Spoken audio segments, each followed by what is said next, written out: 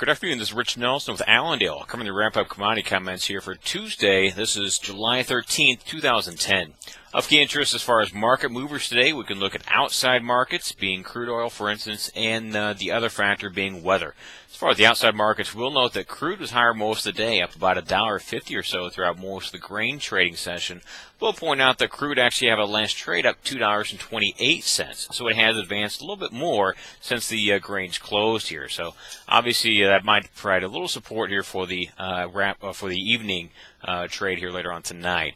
However, weather, we will point out that grain markets were kind of mixed today, with corn mostly down for the day and beans mostly a little higher. That's kind of in relation to what USDA told us yesterday afternoon by those crop condition numbers, where they did add 2% to corn and also drop soybeans by about 1%. So that relationship kind of held true with regarding prices here today. However, both corn and beans did come off their highs here for today, right around that midday time, once the forecasters start giving us some more numbers from the midday weather model updates. We'll point out that one of our guys that we follow very closely, Drew Lerner, did in fact tell us that this heat ridge scheduled for July 20th through 27th, he has curtailed the amount of heat and the intensity that ridge is coming, and that showed up on the midday weather run. So a little bit of a lesser impact as far as this heat ridge did go ahead and take some of the stuffing out of this market, to speak here. So corn, I have a last trade down about 5 1/4. Notice that's not a settlement; that's a last trade here.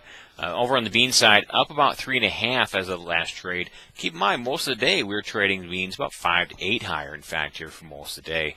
A couple things we can point out: not only weather and also this crop condition issue for soybeans, but one thing which was also adding a little bit of support today was the idea that there is some talk that China may actually be bumped up again in terms of their total soybean purchases for the marketing year. For the 2009 into 2010 marketing year, USDA has about 48 million metric tons of total soybean imports, not just from U.S. There's some talk that those may need to be raised up to 50 million metric tons. And judging by how they continue to buy, even from the U.S., which was not expected, certainly could be a theory supporting that, factor supporting that theory here.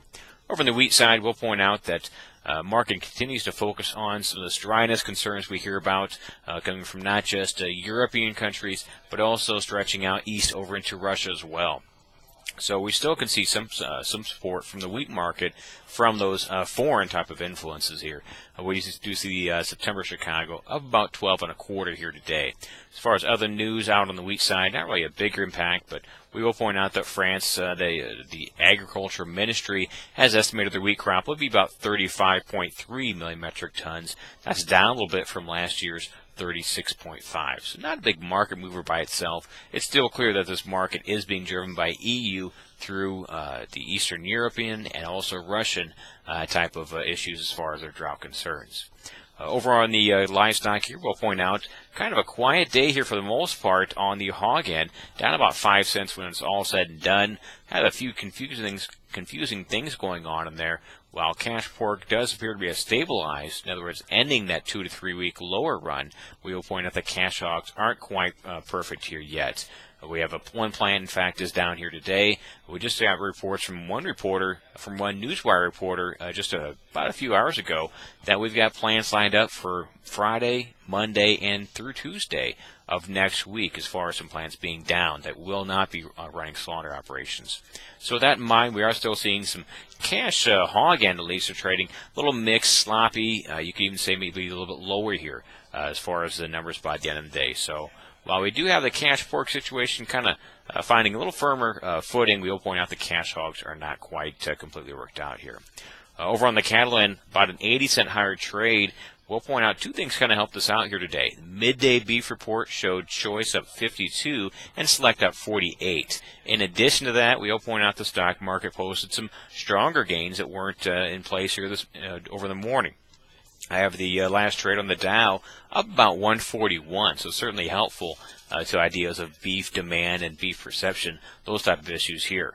Keep in mind that A secondary focus is also on this heat ridge scheduled for next week. So if the midday report did say that this heat ridge is going to lose its intensity, then perhaps that will allay some of our concerns about beef demand. Keep in mind, during the summer, beef demand usually takes a hit in the second part of the summer as the heat picks up, and we do get people being discouraged from outdoor grilling. So that the change in the forecast might have also helped out those the live cattle features here today here. But overall, lots of things going on with these markets, lots of weather changes that you need to keep on top of. And we can certainly help you out if we can here. Not only does Allendale work with research that we're known very well for, but we also have one of the world-class brokerage units here. We work with not only producers but also speculators as well in working with these markets and trying to work with whatever your type of program is here. So feel free to give us a call here and get signed up for our research, which there is currently a special going on from now through the end of the year, which you'll be told about once you give us a call here. We also work with people on trading here. So whether you are a producer or whether you are an end user or a middle user of certain agricultural products, we'd be happy to work with you. Secondarily, if you are a speculator, we'd be happy to talk with you about markets as well and keep the key information and the forefront of information right in your hands here. So happy to help you out either way, but you need to take the initiative by giving us a call, and that's 1-800-262-7538. You can also check us out online, www.allendale-inc.com. This is Rich Nelson. Have a good trading day and a good trading week.